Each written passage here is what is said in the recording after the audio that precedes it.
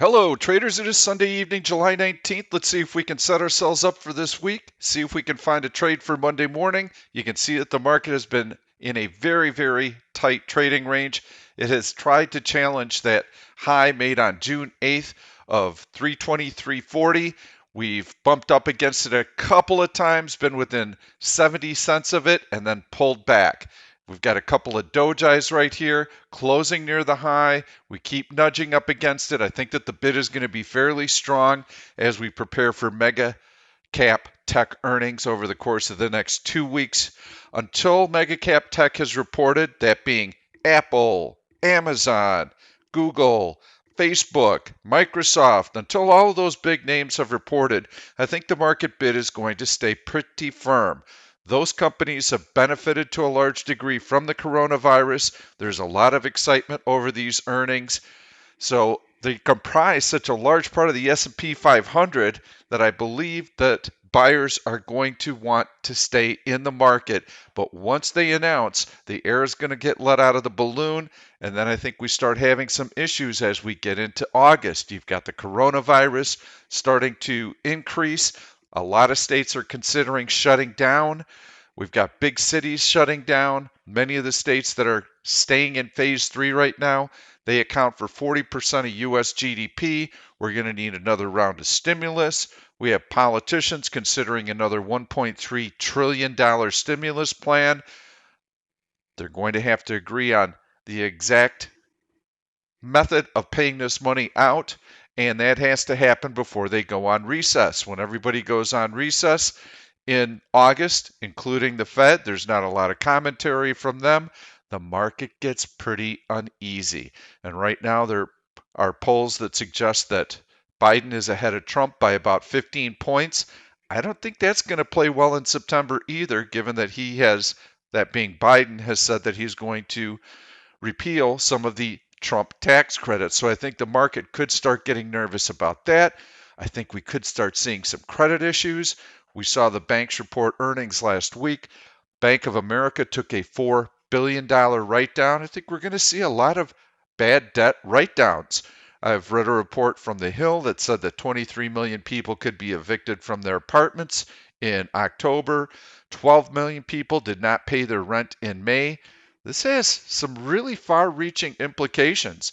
You've got a lot of office lease space in major metro areas. Companies are realizing that they're able to get a lot of productivity out of their workers who are at home. Why are we leasing these big office spaces in these expensive urban areas? There are going to be a lot of shifts that take place because of the virus, even when we have the vaccine. There are a lot of promising developments on the vaccine side. Are we going to have something by year end? We don't know. Schools, are they going to reopen? That's up in the air as well. So there's a lot of uncertainty right now. We've had a great market rally off the low. You can see how far we've come, but you can also see that this resistance level is firm. I have been urging you during the last week and a half, take this opportunity and go to cash. I'm not saying that you have to flee for the exits right now. If you've got out of the money bullish put spreads that'll be expiring, fine. As long as the stock is performing, it's got relative strength. I don't think you have to worry about the market this week, but certainly by the end of next week and as we get into August 1st, yes, I think that you'll want to be on the sidelines. There's always a temptation to try and milk every last bit out of a market move. Right now, I see the upside reward as being much smaller than the downside risk. And what happens is if you get into trouble on your trades and you're in the market and you have some exposure, you are going to spend your time babysitting those positions and you will not be focused on viewing opportunities as the market comes in. So I urge you, try to get to a cash position. This should be a fairly quiet week. Again, we're going to see those tech earnings. I'm expecting us to challenge this high right here, maybe even get up to 324, but I don't think we're going to get a whole lot higher than that. So let's see what we can find. I'm going to be using a search that I highlighted in my weekly swing trading video last Wednesday. We took 3 trades from it. Those trades are in fantastic shape. So let's take a very quick look at the stocks that we found. You'll see them in this list right here. I went through and I described the type of setup that I'm looking for. Facebook was one of them, and we saw that Facebook has been in this fairly tight trading range, and we wanted to lean on the support level. 1, 2, 3, 4, 5 times it tested that support. We broke down below it very, very briefly, but we sold an out-of-the-money bullish put spread that expires this Friday, which is before the earnings announcement date. Critically important when you sell out of the money bullish put spreads or even bearish call spreads. You need to make sure that those options expire before the earnings announcement date. So we don't want to have these spanning that earnings announcement date. When you buy options, it's exactly the opposite. You want to be long premium that spans that earnings announcement date because those options will retain their value much better. So right now, we've got this spread on. You can see how Facebook actually has moved a little bit higher. Another one that we had that I liked was TWLO. You can see how this stock had this nice breakout here. Horizontal support, support, support. A little bit higher support in here than even this level. This is what we wanted to sell that out of the money bullish put spread on. And you can see what the stock did Friday. It rallied up, so we've got really nice cushion on that one. That was another trade that we did. PayPal, same thing. We had another nice breakout right in here. We had a really nice support level that we could lean on. You could see how the stock pulled back. We wanted to take advantage of that little dip right in there. We were able to sell that out of the money bullish put spread that'll expire on Friday. And you can see how well the stock did. Every stock in this list has a tendency to rally into earnings. Over the course of the last 3 years, when the stock gets inside of that 2-week window from that earnings announcement date, it has rallied more than 75% of the time. That is a huge statistical edge. We're going to use it again tonight and see if we can find another stock that's in that list. So all 3 trades from last week have really done well, and we only have a week to get through right now. I think we're going to be in really good shape. Also, we know that we still have a decent market bid this week, probably a decent market bid next week. So we shouldn't have the rug pulled out from underneath us, the rug being the market. Everything should be fairly stable. Critically important that we always keep an eye on market conditions. So as I went through this list, I noticed a couple of stocks that I liked. I'm really preferring to stick with stocks that have not moved a lot, because if they've already made the move, then maybe that's already baked in, and maybe there is a chance for a little bit of a pullback. But given the statistical edge, what I would rather see is a nice quiet stock that's sitting right on a support level and that has not moved higher yet, because it still has the likelihood that it is going to move higher, and that will give us some added cushion. So one stock that I looked at, but I'm not going to put it in the video tonight, was Google. You can see this beautiful horizontal resistance level. Now we've broken out support, support, support, so that horizontal support is holding. And that level was approximately 1745 on Google.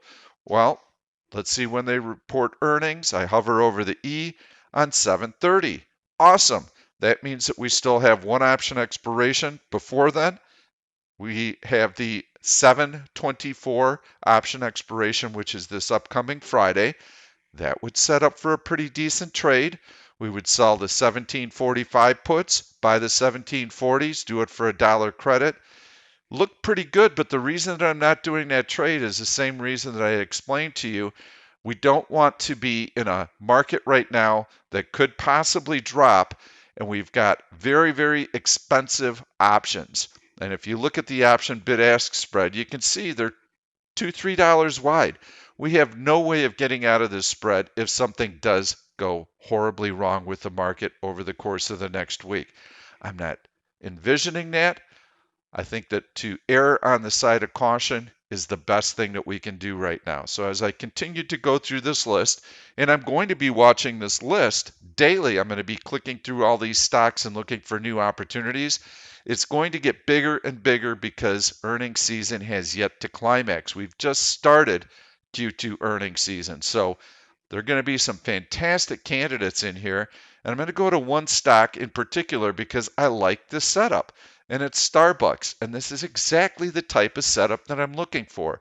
Use the crosshair tool here, going to go under that support level. You can see how many times the stock has found support here. Support here, test, test, test, test, test, test, test. That's a nice horizontal support level, and it comes into play right around $71. We also know that this stock has a tendency to rally into earnings.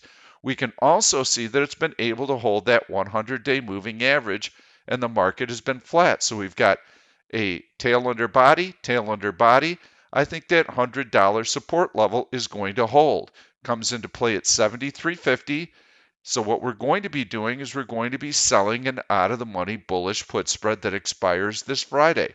So I'm going to click the trade button. We're going to take a look at the option chains. We're going to go into July 24th again, hover over the E, 7/28. That's the earnings announcement date, so we don't have to worry about an earnings announcement. Go into July 24th, and we're going to go down to the 71 puts. I'm going to click on that, click on the bid. That means I'm selling them, and I'm going to be buying the $70 puts. This spread is currently 7 cents bid, offered at 13 cents. Well, that's not going to give me the risk reward ratio that I want.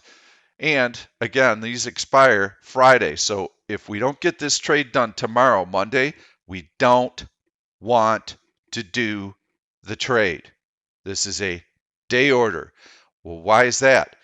Because if we would get filled Tuesday or Wednesday, we already would need to have time decay working in our favor, and it would mean that the stock has pulled back pretty severely and that it's probably not going to be a good trade for us. What we want tomorrow, ideally, is we would love to see a dip in the stock early in the day, get filled on it, we're in the trade, and then have the stock gradually recover, which incidentally, overnight, the S&P futures are up 4 points right now, so pretty flat open indicated for Monday morning. So we can't expect a lot of market movement.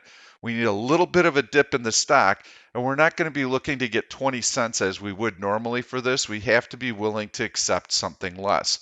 So I'm looking to do this spread for 15 cents, and I already have this staged in the staged order entry screen. You can see it right here. Sell one Starbucks, July 24, $71 put. Buy the $70 put, 15-cent credit, day order. So either we get filled tomorrow or we move on and we look for other opportunities. Erring again on the side of caution, but let me make sure that I reiterate what makes this so attractive. The stock has not popped yet. It is staying flat on this major, major horizontal support level. I do like the fact that Starbucks does a lot of carry out business. You can pull up to the window, you can get your coffee. You don't necessarily have to go in and sit down. Their stores are reopening in China. So I think that the backdrop, given that this is a restaurant type stock, is better than the entire industry. And we've got this major support level to lean on. We just need the stock to come in a little bit. Even if it comes in from 74.16 down to the 100-day moving average and it pokes through it briefly, that's fine. We get down to $73. These options are very close to the money. I think we'll get filled on that trade. So that's a trade for you to look at Monday morning. I like it.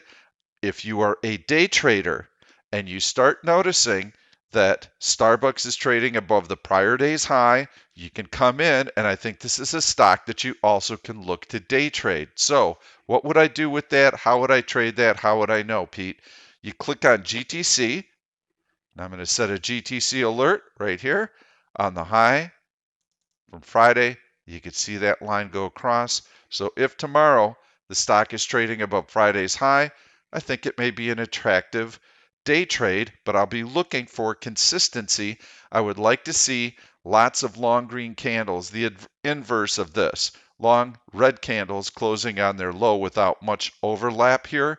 That's a nice sign that the stock wants to continue to move higher if we had them green bar, green bar, green bar, green bar. We want to see them stacked like this. So it could be a really nice day trading opportunity on the upside as well.